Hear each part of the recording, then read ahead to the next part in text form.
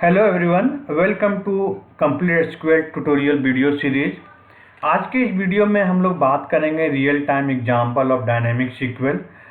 Last video में हम लोग सीखे थे डायनेमिक सीक्वल होता क्या है। तो आप लोग के माइंड में ज़रूर क्वेश्चन आया होगा कि हम लोग कोई भी कोड को सिंपल वे में क्यों नहीं एग्जीक्यूट करें, डायनेमिक सीक्वल का क्या एडवांटेज है। तो ये क्वेश्चन का आंसर मैं इस वीडियो के माध्यम से आपको दूंगा और आपको रियल टाइम के बेसिस पे किस तरह से डायनेमिक सीक्वल पे हम लोग काम करते हैं वो भी आपको बताएंगे। और यदि आप प्रैक्टिकली आपको कोई भी इंटरव्यू में क्वेश्चन पूछा जाएगा डायनेमिक सीक्वल का, आपका एक्सपीरियंस 2 से 3 साल से ज़्यादा है, तो डेफिनेटली इस टाइप का सिनेरियो बेस्ड क्वेश्चन आपको दिया जाएगा।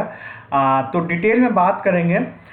तो आप प्लीज़ आपसे रिक्वेस्ट है कि आप हमारे चैनल के वीडियो को लाइक ज़रूर करें और अपने दोस्तों को ज़रूर शेयर करें, ताकि जितने लोग सीखना चाहते हैं एसक्यूएल को वो फ्री ऑफ कॉस्ट एसक्यूएल को सीख सकते हैं वीडियो के माध्यम से। तो प्लीज़ हमारे वीडियो को एटलीस्ट शेयर ज़रूर करें अपने दोस्तों के साथ, अपने कलीग के साथ, जिसको भी रिक्वायर्ड है सीक्वल का, क्योंकि सीक्वल प्रोग्रामिंग लगभग हर एक प्रोफाइल में ज़रूरत होती है। तो और आप प्रैक्टिस भी करना चाहते हैं तो आप वीडियो के डिस्क्रिप्शन में लिंक दिए हुए हमारे मोबाइल ऐप को इंस्टॉल कर सकते हैं। आप वहां से कोर्सेज को परचेज कर सकते हैं। सारे कोर्सेज में मोर देन 50% का डिस्काउंट चल रहा है।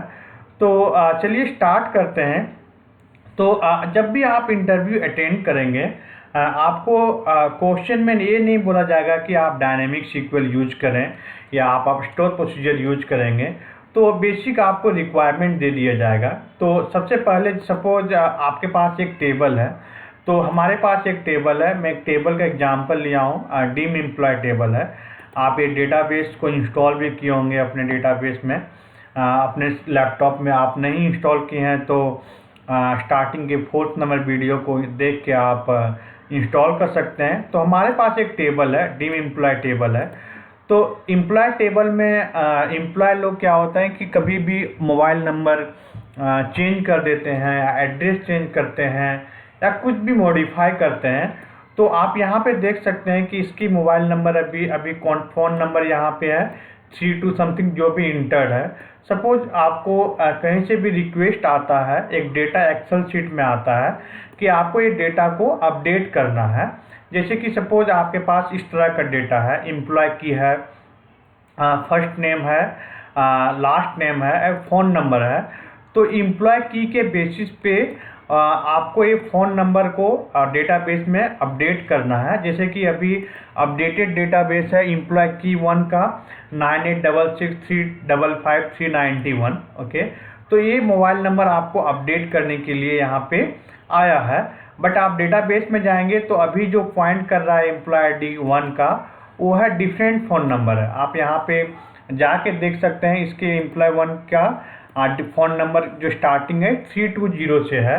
तो आपको जो भी एक्सेल में डेटा आया हुआ है, मैं यहाँ पे एग्जांपल के लिए 10 डेटा लिया हूँ, बट रियल टाइम में आप जब काम करेंगे तो आपको मिलियन ऑफ रिकॉर्ड आपको डायरेक्टली अपडेट करना होता है एक्सेल शीट से डेटाबेस में।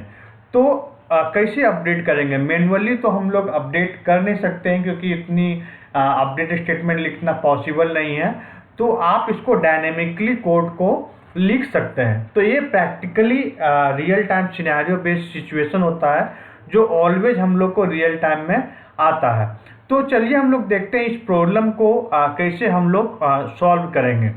तो आप सीक्वल सर्वर में हम लोग जाते हैं और डायनेमिक सीक्वल का कॉन्सेप्ट यूज करते हैं। ओके, तो सबसे पहले मैं यहाँ पे एक वेरिएबल डिक्लेयर कर रहा हूँ, डिक्लेयर एसक्यूएल एन वेरकेयर 400। उसके बाद एक मैं वेरिएबल डिक्लेयर कर रहा हूँ source path. Okay, source path जहाँ पे ये फाइल अवेलेबल रहेगा, तो उसमें हम लोग सोर्स पाथ सेट कर रहे हैं d:test1.csv। तो मेरा CSV का फाइल का नाम test1 है। जहाँ पे भी ये फाइल अवेलेबल है, तो मेरा फाइल जो अवेलेबल है वो डी ड्राइव में नहीं है, तो मेक श्योर आप पाथ को करेक्ट दें। ओके, अदरवाइज क्या होगा, ये आपको वर्क नहीं करेगा। तो जो भी ड्राइव में अवेलेबल है तो वहाँ से आप पूरे कंप्लीट पाथ को कॉपी कर सकते हैं। तो मेरी फाइल ये ई ड्राइव में अवेलेबल है, तो मैं यहाँ पे ई ड्राइव का पाथ दूंगा और फाइल का नाम, और मेरा जो एक्सेल फाइल है वो CSV फाइल है। आपको एक्सटेंशन देना ज़रूरी है, अदरवाइज ये रीड नहीं कर पाएगा।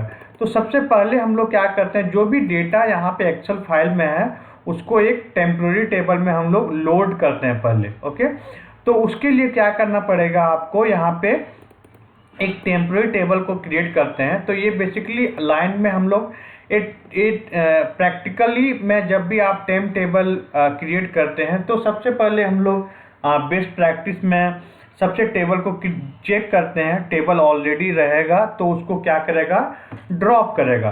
तो यहाँ पे आप देख सकते हैं कि इसको मैं थोड़ा सा एक डिटेल में समझाने की कोशिश करता हूँ। तो ये object ID basically temp DB में चेक करता है कि इस नाम से is not null. Not null मतलब ये यहाँ पे रहेगा, तो क्या करते हैं, इसको ड्रॉप कर देते हैं टेबल को। ओके, ये टेबल ऑलरेडी रहेगा। तो जैसे कि आप यहाँ पे क्रिएट किए, एक टेबल अभी क्रिएटेड है, तो यहाँ पे ऑब्जेक्ट आईडी टेम्प डीबी में इस फाइल से नॉट नल नहीं होगा, इज नॉट नल। यहाँ पे हम नॉट लगाए हैं, तो क्या करेगा, ये टेबल को ड्रॉप करेगा। उसके बाद हम लोग टेबल को क्रिएट कर सकते हैं। आप चाहे तो डायरेक्टली टेबल को क्रिएट भी कर सकते हैं, टेम्प टेबल को, आपको इशू नहीं होगा फर्स्ट टाइम एग्जीक्यूटर में। सेकेंड टाइम फिर से रन करते हैं तो टेम्प टेबल अवेलेबल रहेगा वहाँ पे, तो आपको फिर से एरर मैसेज करेगा। जैसे कि यहाँ पे आप यहाँ पे क्रिएट टेबल को लगाते हैं, इसको हटा के मैं इसको कमेंट कर देता हूँ। तो फर्स्ट टाइम क्या होगा, ये टेबल क्या होगा, क्रिएट होगा। दूसरे टाइम क्या होगा, क्रिएट नहीं होगा, ये already object name in the database. तो ये एरर को अवॉइड करने के लिए सबसे पहले हम लोग चेक करते हैं कि ऑलरेडी है, तो इसको ड्रॉप करते हैं। अब आप यहाँ पे रन करेंगे तो ये कितने बार भी ड्रॉप होगा, फिर से क्रिएट होगा, एरर मैसेज नहीं आएगा। इसीलिए एक कोड को आप सेव भी करके रख सकते हैं फ्यूचर पॉइंट ऑफ व्यू के लिए। मैं एक कोड वीडियो का डिस्क्रिप्शन में डाल दूंगा, वहाँ पे आप जाके कॉपी कर सकते हैं। तो उसके बाद में एक टेम्प्रोरी टेबल क्रिएट कर रहे हैं जिसका नाम है एम्प्लॉय की। तो ये आप जो भी कॉलम क्रिएट करेंगे इसके बेसिस एक्सेल शीट के बेसिस पे ही क्रिएट करेंगे। तो एक्सेल शीट में जो कॉलम नेम है वो एम्प्लॉय की है, फर्स्ट नेम है, लास्ट नेम है एंड फ़ोन नंबर है। तो उसी के बेसिस पे आपको यहाँ पे एक टेबल क्रिएट करना पड़ेगा। तो टेबल क्रिएट कर रहे हैं, एम्प्लॉय की integer data type, first name varchar 400, last name में varchar 400 and phone number में क्या कर रहा हूँ, बिग INT ले रहा हूँ क्योंकि ये 10 डिजिट का है। उसके बाद मैं यहाँ पे सीक्वल, डायनेमिक सीक्वल को रन कर रहा हूँ। तो बेसिकली कोई भी डेटा को लोड करने के लिए जो बिल्ट इन फंक्शन को यूज करते हैं उसको हम लोग बोलते हैं bulk insert. Okay, bulk insert एक बिल्ट इन फंक्शन है, फंक्शन अवेलेबल है सीक्वल सर्वर में जो डेटा को लोड करने के लिए हम लोग यूज करते हैं। तो आप जब इंटरव्यू में अटेंड करते हैं तो वहाँ पे भी आपको क्वेश्चन पूछा जाएगा कि कोई भी फाइल को SQL कोड के थ्रू डेटाबेस में कैसे लोड करते हैं, क्या फंक्शन यूज करते हैं। तो आप आंसर में दे सकते हैं कि बल्क इंसर्ट यूज करते हैं। बल्क इंसर्ट के बाद आपको टेबल का नाम देना पड़ेगा, उसके बाद फ्रॉम क्लॉज लगाना पड़ेगा, फ्रॉम क्लॉज के बाद कॉन्केटनेट सोर्स पाथ देना पड़ेगा, कहाँ से डेटा को लेगा। उसके बाद आपको विथ क्लॉज लगाना है। तो फर्स्ट रो क्या होगा, ऑलवेज ट्रू होगा। यदि आपके एक्सेल शीट पे कॉलम है, कॉलम नेम है, यदि आप सपोज एक्सेल शीट में मैं इसको एक्सेल शीट को मैं कॉलम नेम को रिमूव कर देता हूँ, मैं दिखाता हूँ क्यों यहाँ पे ट्रू क्यों लिखा गया है। क्योंकि जो डेटा रीड करेगा वो आपको सेकेंड रो से रीड करेगा। ओके, क्योंकि कॉलम नेम तो ऑलरेडी एक्सेल में भी है और वहाँ टेबल में भी है, तो हमेशा आपको ट्रू देना है जहाँ से डेटा रहेगा। सपोज आपके एक्सेल शीट में मैं या कॉलम नेम इस तरह है, जैसे कि मैं यहाँ पे डिलीट मार देता हूँ, इस टाइप का डेटा है। तो आपको क्या करना पड़ेगा, यहाँ पे फिर से जाके कोड में यहाँ पे आपको 1 लिखना पड़ेगा, एक फर्स्ट रो के जगह 1 लिखना पड़ेगा। तो हमारे पास क्या है, 2 है, तो आपको यहाँ पे 2 लिखना पड़ेगा। तो बेसिकली ये आपको थोड़ी छोटी छोटी चीज़ आपको हमेशा ध्यान में रखना पड़ेगा, नहीं तो ये क्या होगा, सीक्वल कोड फेल्ड हो जाएगा। उसके बाद डेटा टाइप ऑलवेज केयर रखना पड़ेगा, और फील्ड टर्मिनेटर जो भी है कॉमा सेपरेटेड है। तो कॉमा सेपरेटेड क्या होता है कि जब भी CSV फाइल होता है उसके डेटा कॉमा सेपरेटेड होता है, तो आपको बेसिकली यहाँ पे एक सेपरेटर वैल्यू पास करना पड़ेगा अपना फाइल को देख के कि कौन से सेपरेटर वैल्यू है। कभी कभी CSV फाइल में आपको टेक्स्ट फाइल में आता है डेटा तो पाइप डेलिमिनेटेड होता है, स्पेस डेलिमिनेटेड होता है। तो किस बेसिस पे SQL कोड आपको डिफेंड करेगा वो आपको यहाँ पे देना है। रो टर्मिनेटर ऑलवेज एन होगा, और उसके बाद आप यहाँ पे एग्जीक्यूट कमांड लगा के SQL को रन करेंगे तो आपको ये डेटा लोड हो जाएगा। और मेक श्योर आप जो भी एक्सेल को फाइल जो है टेस्ट ये आपका क्लोज स्टेटस में होना चाहिए। ओपन रहेगा तो यहाँ पे SQL कोड क्या हो जाएगा, फेल्ड हो जाएगा। ओके, तो मैं यहाँ पे सिंपली इसको पहले डेटा लोड करके दिखाता हूँ। तो ये इतने कोड को मैं यहाँ पे रन करता हूँ और मैं यहाँ पे एग्जीक्यूट करता हूँ, तो जितने भी डेटा है आप देख सकते हैं ये टेम्पररी टेबल में डेटा लोड हो गया। तो आपको यदि डेटा को फ्यूचर के लिए भी रखना है तो टेम्प टेबल के जगह आप मेन टेबल यूज कर सकते हैं। ओके, क्योंकि ये टेबल मुझे इन फ्यूचर में डेटा का ज़रूरत नहीं है तो आप टेम्पररी टेबल यूज कर सकते हैं। फ्यूचर में डेटा का ज़रूरत है तो आप मेन टेबल में डेटा को लोड कर सकते हैं। तो ये आपका पहला क्वेश्चन का सॉल्व हो गया कि कोई भी एक्सेल फाइल का डेटा को टेबल में कैसे लोड करेंगे by using the dynamic SQL concept bulk insert. तो अभी सारे डेटा हमारे टेम्पररी टेबल में है, तो नेक्स्ट हम लोग का रिक्वायरमेंट क्या है, ये टेबल में हम लोग को अपडेट करना है। ओके, तो हम लोग ऑलवेज जब अभी अपडेट करते हैं तो हम लोग ट्रांजेक्शन यूज करते हैं। तो यहाँ पे हम लोग ट्रांजेक्शन यूज किए हुए हैं, बिगिन ट्राई कैच ब्लॉक भी लगाए हुए हैं। तो इनकेस कुछ एरर आता है तो रोल बैक हो जाएगा। अब मैं अपडेट कर रहा हूँ डिम टेबल को।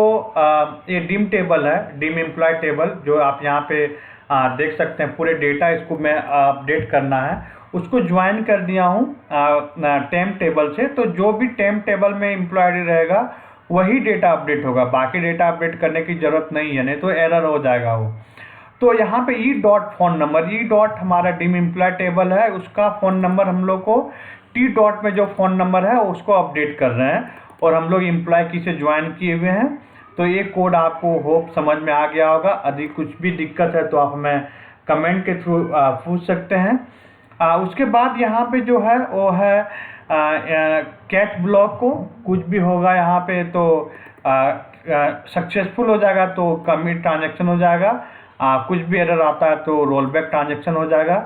और मैं यहाँ पे आउटपुट दिखाया हूँ डायरेक्टली मैं ज्वाइन करके।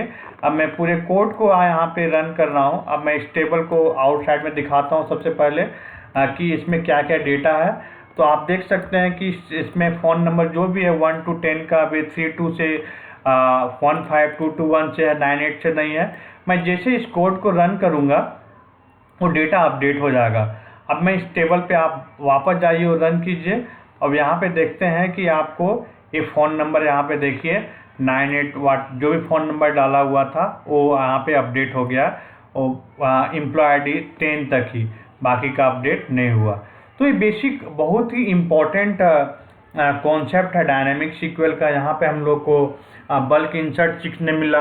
आप कोई भी डेटा को फाइल से लोड कैसे कर सकते हैं, ऐसे ही भी डेटा को लोड करके आप हमें कमेंट के थ्रू ज़रूर बताएं कि प्रैक्टिस करने के लिए बहुत सारे लोग फेस करते हैं चैलेंजिंग की प्रैक्टिस कर रहे हैं। तो एक्सेल फाइल का डेटा को ऐसे लोड करके आप प्रैक्टिस भी कर सकते हैं। तो इस वीडियो में बस इतना ही। नेक्स्ट वीडियो में हम लोग कंटिन्यू करेंगे स्टोर प्रोसीजर को कैसे यूज करेंगे डायनेमिक SQL में। तो धन्यवाद। हमारे चैनल पे आप प्लीज़ वीडियो को लाइक नहीं किए हैं तो प्लीज़ लाइक कीजिए और सब्सक्राइब ज़रूर कीजिए। Thank you.